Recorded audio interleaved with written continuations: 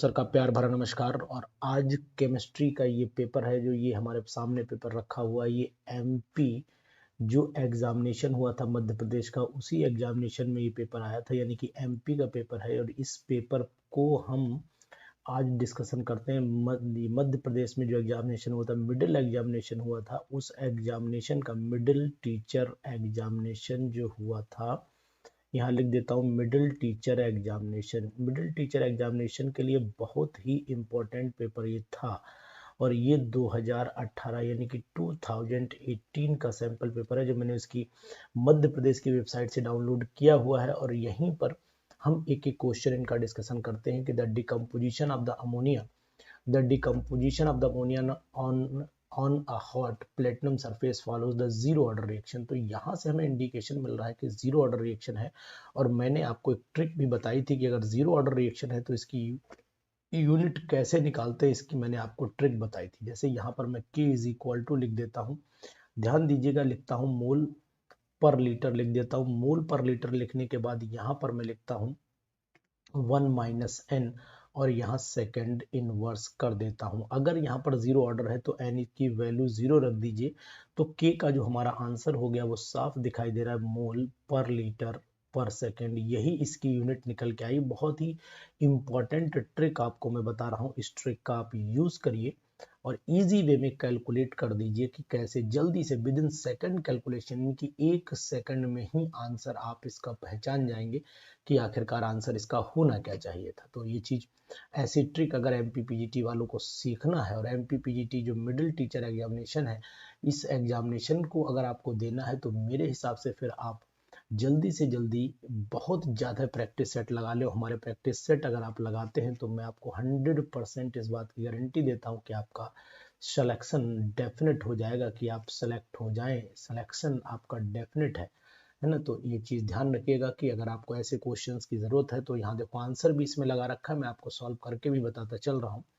Next question जो हमारा है वो देखो क्या है, वो देखता हूँ। नेक्स्ट क्वेश्चन क्या कह रहा है दिखाता हूँ आपको। ये एकदम ट्रिकी बताऊंगा, तरीके बताऊंगा कैसे आप सॉल्व करेंगे इन पेपर को।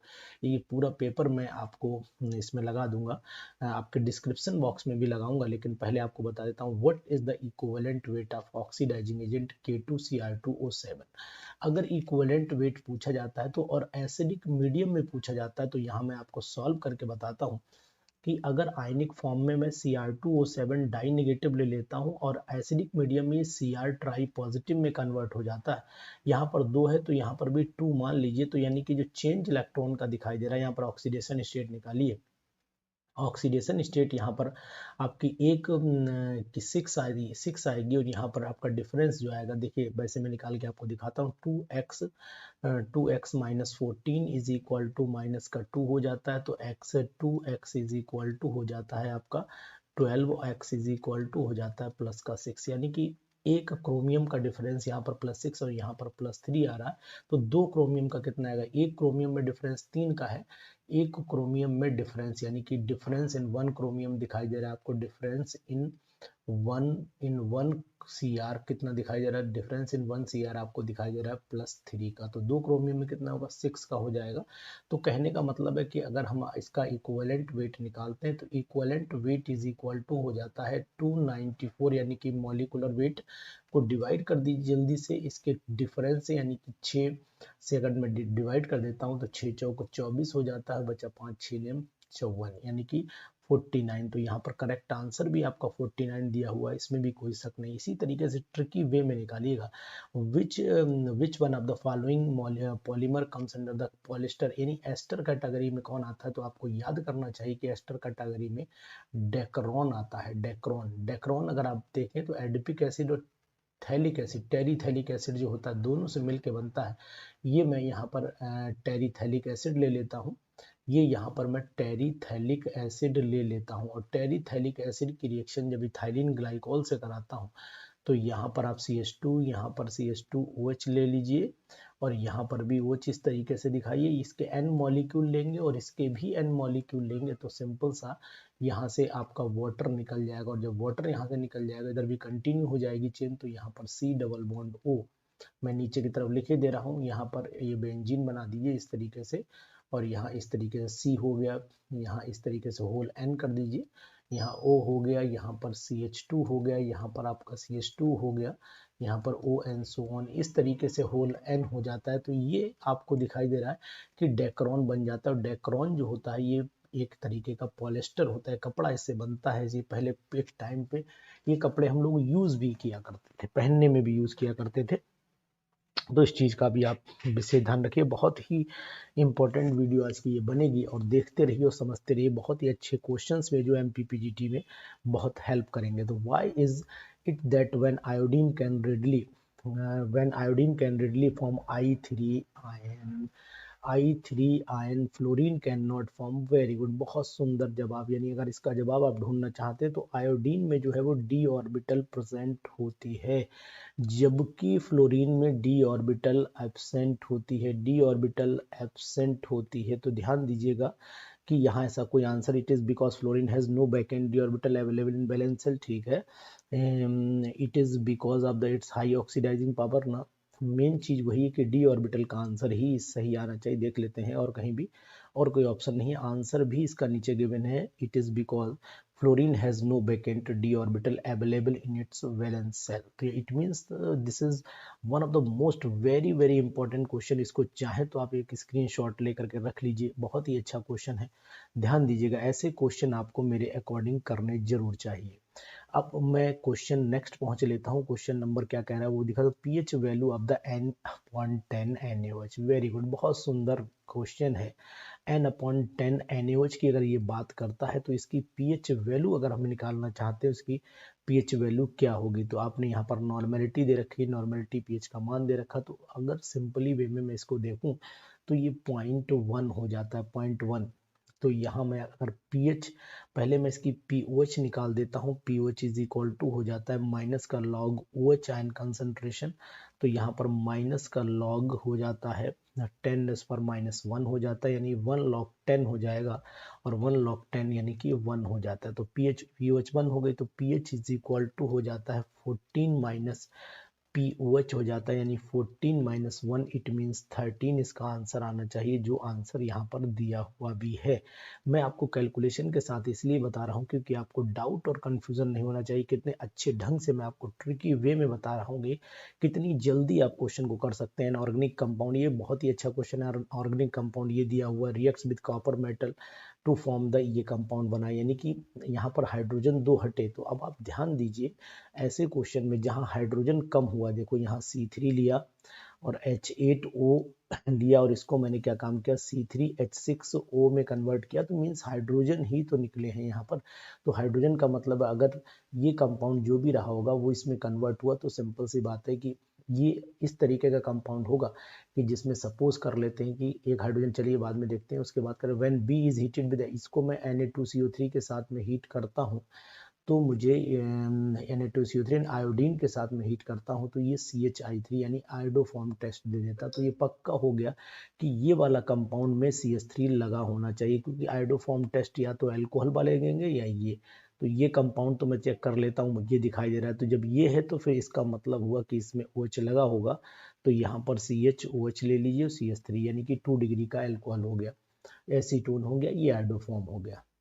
तो when A is heated with concentrated, जब ये concentrated H2SO4 से हीट किया जाता है 443 केल्विन पर, तो ये एल्कीन बना देगा, यानी कि CH3CH डबल बॉन्ड CH2 बना देगा। तो आपके सामने इसका मतलब हुआ कि जो ये कंपाउंड D है, ये कंपाउंड D हो जाता है, ये कंपाउंड आपका A हो जाता है, ये कंपाउंड B हो जाता है और ये C हो जाता है। तो A तो आपका देख लीजिए 2 डिग्री का अल्कोहल ये हो गया, फिर एसीटोन हो गया, फिर हाइड्रोफॉर्म एंड 2, ये यानी कि जो हमारा सेकंड वाला ऑप्शन है वही सही जाना चाहिए और आंसर भी वही दिया हुआ है करेक्ट। दिए हुए आंसर्स अगर आप मिलान भी कर लेते हैं तब भी शायद मुझे लगता है बेनिफिट हो जाएगा आपका। और बहुत ही अच्छे इंपॉर्टेंट क्वेश्चन है। देखिए कितना अच्छा क्वेश्चन है कि hybrid state of chlorine in ClO3 negative. इसकी जुगाड़ आपको बताता हूँ। ClO3 निगेटिव, ये फार्मूला याद कर लीजिए कि H is equal to half plus विम का हाफ प्लस, यानी कि H is equal to half अंदर V plus M minus C plus A, विम का याद रखिएगा।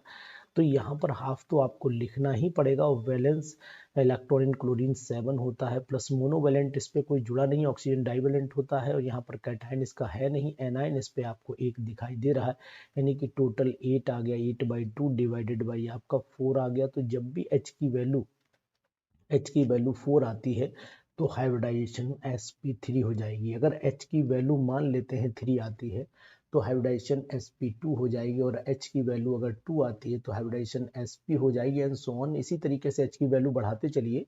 मान लीजिए 5 यहाँ पर लिख दिया तो फिर आप यहाँ sp3d लिख दीजिए, एंड सो ऑन sp3d। तो इसका आंसर भी मिलान कर लेते हैं।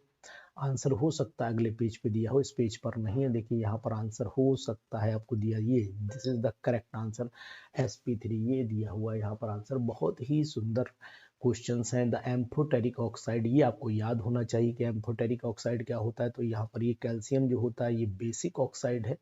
ये आपको मैं बताऊं बेसिक ऑक्साइड है। ये ऑक्साइड एसिडिक आपको दिखाई दे रहा है, ये ऑक्साइड भी आपको एसिडिक दिखाई दे रहा है। तो भैया फिर बेसिक कौन हुआ? बेसिक तो फिर मुझे यही दिखाई दिया, सॉरी एम्फोटेरिक तो फिर मुझे यही दिखाई दिया। तो एम्फोटेरिक ऑक्साइड में आंसर फिर आप यही लगा भी लीजिएगा। इफ द मैग्नेटिक मोमेंट, यानी मैग्नेटिक मोमेंट इसका ये दिया है और इसका ये दिया है। तो इसमें आपको मैं बताना चाहूँगा कि जो यहाँ Fe(F)63 नेगेटिव का ये आ रही वैल्यू, और Fe(F)63 नेगेटिव, अच्छा सिंपल सी बात है कि जो फ्लोरीन है, पहले आपको बता देता हूँ, ये वीक फील्ड लिगेंड है। ये वीक फील्ड लिगेंड में आता है। तो जब वीक फील्ड लिगेंड होगा तो पेयरिंग नहीं होगी।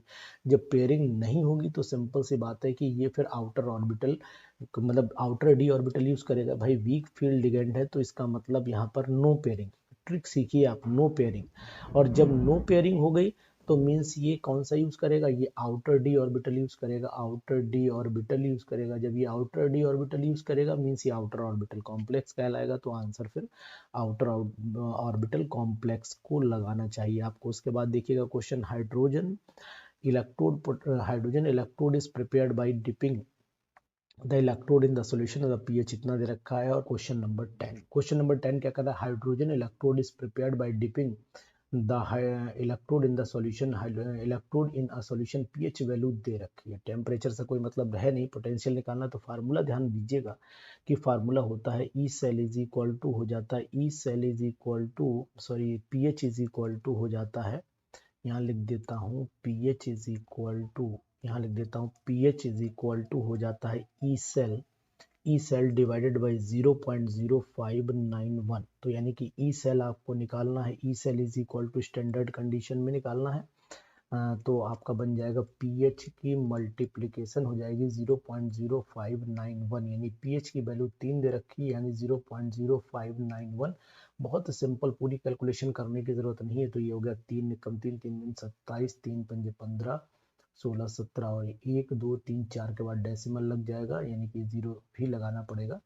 ये 0 हो ही गया है। तो 1 2 3 4, 1 2 3 4, यानी सॉरी 1 2 3 4, यहाँ डेसिमल आ जाएगा। तो डेसिमल आना चाहिए मेरे हिसाब से, फिर डेसिमल यहाँ आ गया 0। इतना वोल्ट आना चाहिए जो आंसर इसमें आ रहा है, मिलान कर रहा है। माइनस में होगा आंसर, ये बात ध्यान रखिएगा।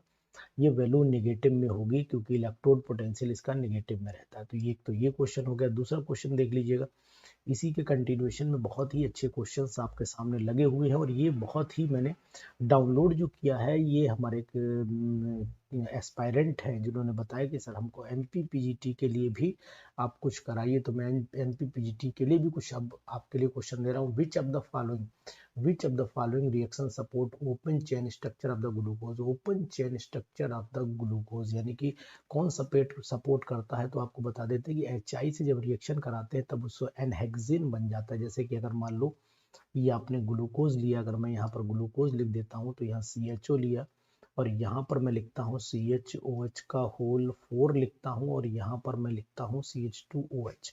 इसको जब मैं HI से रिड्यूस करा देता हूँ तो HI से रिड्यूस कराने के बाद यहाँ पर एनहेक्सिन बन जाता है। तो यहाँ पर आप एनहेक्सिन बना लीजिएगा। ये रिप्रेजेंटेशन करता है कि ओपन चेन खुली श्रृंखला का यौगिक है। तो फिर आंसर बिल्कुल एग्जैक्ट दिया हुआ है। Stable intermediate formed when the nitriles are acid hydrolysed is, stable intermediate formed when nitriles are acid hydrolysed. देखिए नाइट्राइल की अगर मैं बात करता हूँ, आज मैंने पढ़ाया भी था कि CH3CN जब लेते हैं तो इसको जब एसिडिक हाइड्रोलिसिस कराते हैं यानी H2 और H पॉजिटिव आयन से, तो ये CH3COOH में कन्वर्ट हो जाता है कार्बोक्सिलिक एसिड, यानी CN ग्रुप जो है वो कार्बोक्सिलिक। बहुत याद रखिए, जब भी इसका एसिडिक हाइड्रोलिसिस करते हैं, एसिडिक हाइड्रोलिसिस का मतलब एसिडिक मीडियम में, तो ये COOH में कन्वर्ट हो जाता है। अगर इसका बेसिक मीडियम में हाइड्रोलिसिस करेंगे तो फिर ये CONH2 एमाइड बना लेता है। तो देखिए ये दिया स्टेबल इंटरमीडिएट फॉर्म में nitrile and nitriles are acid hydrolyse, तो यहाँ पर आंसर एमाइड दिया है, लेकिन आपको बताएं यहाँ पर एसिड बनेंगे, ये आंसर इसमें करेक्ट नहीं है। ध्यान दीजिए, ये करेक्ट आंसर नहीं है। आंसर एसिड, जब एसिडिक हाइड्रोलिसिस करते हैं, जब बेसिक हाइड्रोलिसिस करते हैं यानी कंप्लीट हाइड्रोलिसिस होती है, पार्शियल हाइड्रोलिसिस होती है, जब हम लोग पार्शियल करते हैं, आंशिक करते हैं, तो फिर बनता है आपका एमाइड। तो ये आंसर इसमें गलत दिया, एसिड आंसर इसका आना चाहिए। चेक करिएगा इस क्वेश्चन को, ये आंसर इसमें गलत छपा हुआ है। इसके बाद चले आइए नेक्स्ट क्वेश्चन पर आ लेते हैं हम लोग, जिसमें लिखा हुआ है, पढ़ लेते हैं क्वेश्चन क्या कहता है। चलिए आगे बढ़ते हैं। ये है क्वेश्चन, शायद पीछे छूट गया है, क्वेश्चन पीछे देखना पड़ेगा। चलिए देख लेता हूँ। क्वेश्चन इसके नीचे दिया है, विच statement is true about the anomers of the monosaccharide. तो बहुत ही अच्छा क्वेश्चन। देखिए एनोमर्स क्या होते हैं, ये डायस्टीरियोमर्स भी कहलाते हैं, यानी कि यहाँ लिख देता हूँ, which statement is true about the anomers of the monosaccharide. Anomers do not show the mutarotation, नहीं। एनोमर्स हैव कार्बोनाइल कंपाउंड, नहीं। एनोमर्स आर आल्सो डायस्टीरियोमर्स, तो यही एग्जैक्ट आंसर इसका होना चाहिए, थर्ड वाला। ठीक है, एनोमर्स जितने भी होते हैं वो डायस्टीरियोमर्स यानी ऑप्टिकली एक्टिव कंपाउंड होते हैं, लेकिन एक दूसरे की मिरर इमेज नहीं होते। इस चीज का आपको ध्यान देना पड़ेगा यहाँ पर।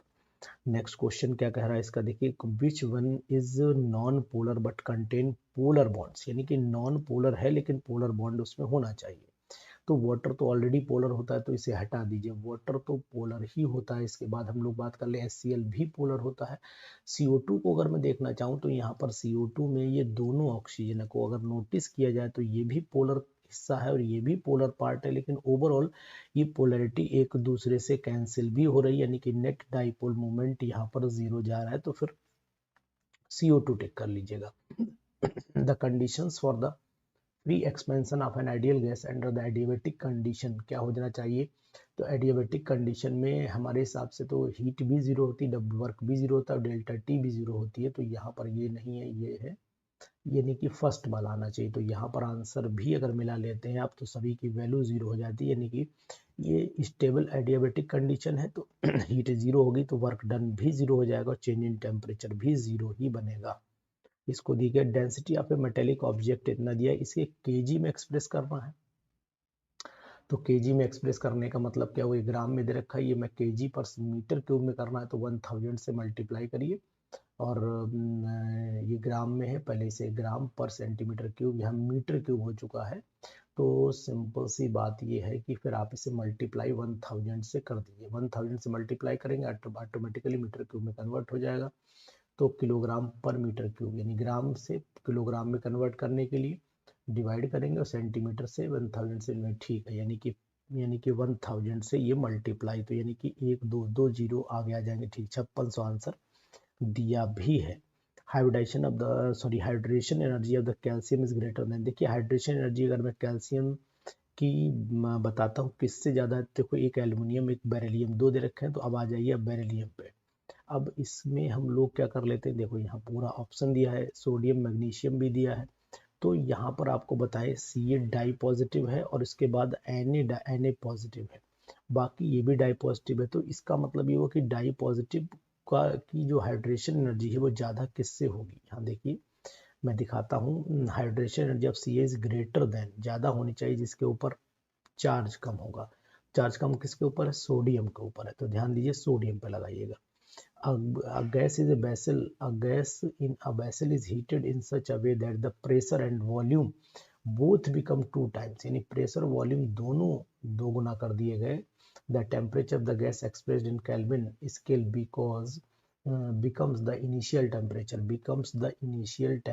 तो ये बात ध्यान देना पड़ेगा कि कितना गुना हो जाएगा। A gas is heated in such a way that its pressure and volume दोनों 2 गुने हो गए। अगर दोनों 2 गुने हो जाते हैं तो इसका मतलब हुआ की टेम्परेचर कितना होगा। तो इसके लिए एक पात्र में गैस को इस प्रकार गर्म किया जाता है कि उसका दाब और आयतन दोनों दोगुना हो जाए।